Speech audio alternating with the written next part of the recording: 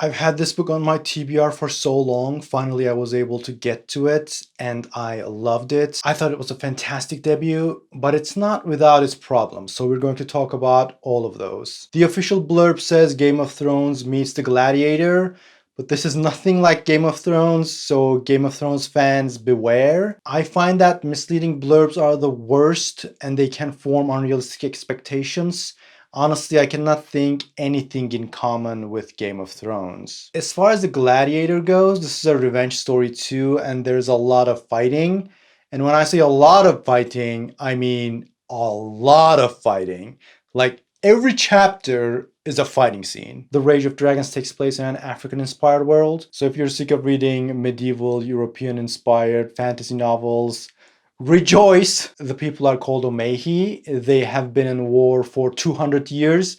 They constantly get raided. Raiders outnumber them, but the Omehi has dragons. Kind of. So let's manage our expectations a bit here. The book is called The Rage of Dragons, but there are like 2 scenes with dragons. They are good scenes, but the name of the book promises you something else, so let's manage our expectations. So they can summon dragons, and they can transform some of their warriors into Hulk. That's the magic system. This book is mostly melee combat rather than magic, and the magic is mostly an enhancer to the combat. There's a strong caste system between nobles and commons.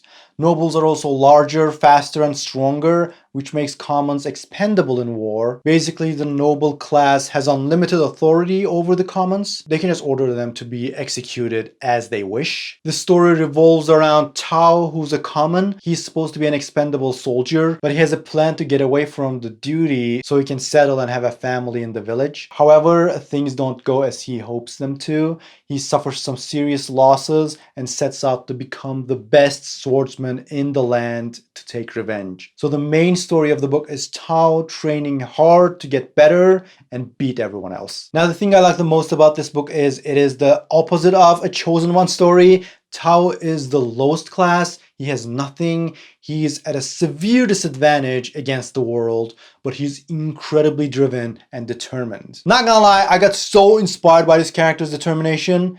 It's better than any self-help book. He keeps falling and getting up and trying to get better. And I love that he absolutely doesn't have any special abilities. It was so satisfying for me to follow his growth. The negative thing for some people might be that his growth happens through a lot of fighting. Fighting scenes are a bit divisive in fantasy. Some readers just skim them and check the ending of the scene to see who lives and who dies.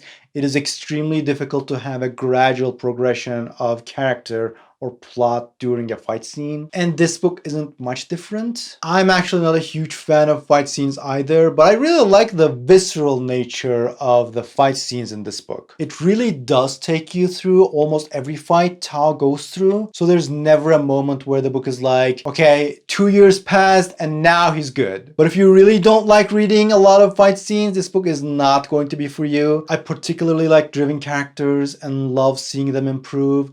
In each fight scene, there's a different type of obstacle, and Tao's fighting style keeps evolving. The fighting scenes are not static, and it's not the same thing over and over, so I ended up enjoying them. Characters and relationships can be hit or miss. Like, there's a love interest, and her relationship with Tao is nice, but her character mostly exists to give exposition to Tao. So this is a matriarchal society. Women are in their ruling positions, and there's a queen, but only a small portion of women have magical abilities. They're called gifted. You would think since women have important roles, there will be some female characters, but you would be wrong. It's basically only the love interest, and she's not doing much either.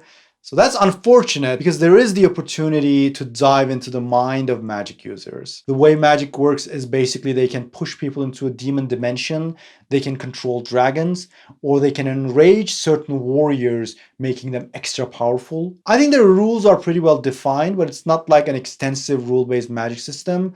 It's not super complex, but still cool. The world building also not that extensive. We don't really see a lot of the culture and traditions and social life. Most of their lives revolve around war. It's an important part of their lives, but still, I don't really know much about the world. The terminology is a bit difficult too. Like, there's a prologue and then it says 200 cycles later, and I'm like, what the hell is a cycle?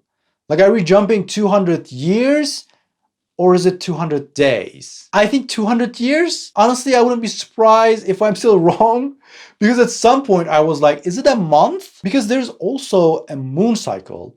And I wasn't sure if a cycle was just short for moon cycle. So if it had said sun cycle and moon cycle, it would have been super clear, right? So at the end, I think a cycle is a year and a moon cycle is a month. There's other terminology. So for example, at the beginning, you see someone being called an ingonyama. And at first I thought ingonyama was this enraged Hulk form of a warrior, but later maybe it's a rank, and people with that rank can turn into enraged warriors. There are other honorary titles and ranks, and they are a bit confusing. I think an Ndlovu is a noble soldier, and an Ihashi is a common soldier, but like I cannot be sure.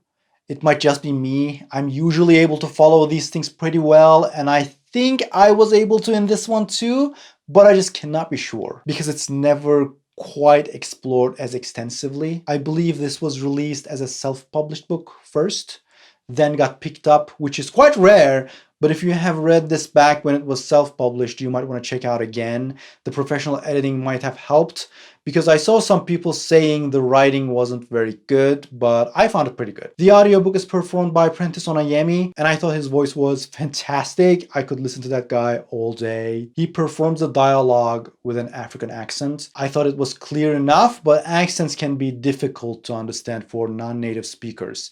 So that's something to think about if you're not a native speaker. I delayed reading this book because the title sounds too much like a generic fantasy novel, but I do think this book had something special. It's really so much fun to read a character with determination. This book does it so well, and the next book is coming out on July 16th. I am excited but cautious. I hope the writer was able to see the shortcomings and compensates for them accordingly.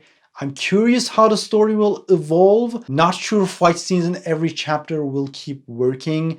I really hope it turns out being good. I highly recommend this book. I'd love to see what you thought about this book in the comments if you have read it.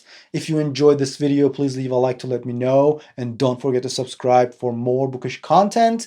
And I'll see you next time.